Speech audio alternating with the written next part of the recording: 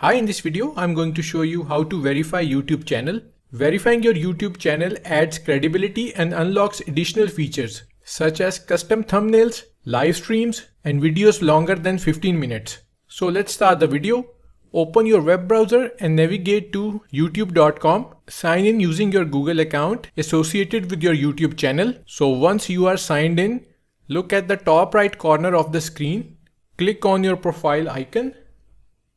Click on this icon and select YouTube Studio from the drop-down menu. So click YouTube Studio. On the left hand side, click on Settings. This is Settings. Click on it. In Settings window, click on Channel to access your channel settings. So click on Channel. Click on Feature Eligibility tab. Standard features are already enabled, but intermediate features requires verification. So click on it, scroll down and click on Verify phone number. Click on it.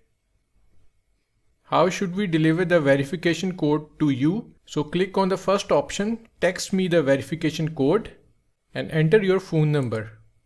Now click on Get Code. You should receive a verification code shortly via SMS. Once you have the code, enter it on the verification page and click Submit. Click on Submit. Congratulations, your YouTube account is now verified.